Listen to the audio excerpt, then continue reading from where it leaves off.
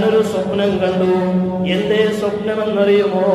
ഇന്നി അറാ ഫിൽ മനാമി അന്നീ അൽബഹുക, ഞാൻ നിന്നെ അറക്കുന്നതായിട്ട് സ്വപ്നം കണ്ടു. നിന്നെ അറക്കണം എന്ന് തീരുമാനം. അത് ഞാൻ സ്വപ്നത്തിൽ ദർശിച്ചു. മോനെ, എന്താ അഭിപ്രായം? ഇബ്രാഹിം നബി ചോദിച്ചു, എന്തേ മോനെ നിന്റെ അഭിപ്രായം? അവിടെ നിന്ന് അഭിപ്രായം പറയണേ. ഇസ്മായിൽ അലൈഹിസ്സലാത്തു വസ്സലാം പറയുന്നു, യാ അബതി ഇഫ്അൽ മാ തുമറു സതജിദുനി ഇൻഷാ അല്ലാഹു മിനസ് സാബിരീൻ. മഹാനായ ഇസ്മായിൽ എന്ന പൊന്നുമോൻ പ്രിയപ്പെട്ട പിതാവിനോട് പറയുന്നു, വാപ്പാ, എന്തേ അങ്ങ് കണ്ടത്? ഇഫ്അൽ മാ തുമർ, അല്ലാഹു കൽപ്പിക്കപ്പെട്ടതെന്താണോ, ആ സ്വപ്നത്തിലൂടെ അങ്ങയെ അറിയിച്ചതെന്താണോ, അത് തീർച്ചയായും അങ്ങ് നിർവഹിക്കണേ. സതജിദുനി ഇൻഷാ അല്ലാഹു മിനസ് സാബിരീൻ.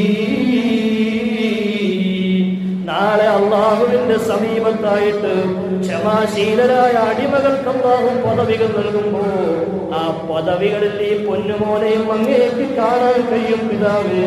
അതുകൊണ്ടങ്ങ് അതുപോലെ നിർവഹിക്കണേ. ഇബ്രാഹിം അലൈഹിസ്സലാത്തു വസ്സലാമിനോട് മുമ്പ് പറഞ്ഞു അല്ലേ? രണ്ടുപേരും കാര്യം പറഞ്ഞു, രണ്ടുപേർക്കും സമ്മതം. വിശുദ്ധമായ ഖുർആൻ പറയുന്നു, രണ്ടുപേരും അംഗീകരിക്കുന്നു. മഹാനായ ഇബ്രാഹിം നബി തന്റെ പൊന്നുമോനെ കിടത്തുന്നു. പ്രിയപ്പെട്ടവരെ, അറവ് നടത്തുന്നതിന് വേണ്ടി കിടത്തുന്നു. പക്ഷേ അള്ളാഹുവിന്റെ പരീക്ഷണം മാത്രമായിരുന്നു, അള്ളാഹുവിന്റെ തീരുമാനം അതായിരുന്നില്ല. ഈ സമയത്ത് റബ്ബ് തന്നെ പറയുന്നുണ്ട്, വനാദൈനാ അയ്യാ ഇബ്രാഹിം. ഉടമസ്ഥനായ തമ്പുരാൻ ഇബ്രാഹിം നബി അവിടെ നിന്ന് വിളിക്കുന്നു, അല്ലയോ ഇബ്രാഹിമേ, ഖദ് സദ്ദഖത റൂബിയാ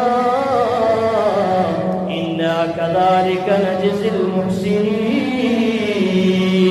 നിങ്ങൾ എന്റെ കൽപ്പനയെ തീരുമാനിച്ചതുപോലെ അനുസരിച്ചിരിക്കുന്നു ഇബ്രാഹിം. ഞാൻ കൽപ്പിച്ച കൽപ്പനയെ വാസ്തവപ്പെടുത്തിയിരിക്കുന്നു, അതിനെ നിങ്ങൾ അംഗീകരിച്ചിരിക്കുന്നു. തീർച്ചയായും മുഹ്സിനീങ്ങളായ സൽക്കർമ്മകാരികളായ ആളുകൾക്കുള്ള പ്രതിഫലം അങ്ങേക്കുണ്ടെന്ന് വിശുദ്ധമായ ഖുർആൻ. എന്നിട്ട് അല്ലാഹു തആല പറയുന്നു, ഇന്ന ഹാദാ ലഹുവൽ ബലാഉൽ മുബീൻ. ഇത് തീർച്ചയായും പരീക്ഷണമാണ്. ഇത് പരീക്ഷണമാണ്.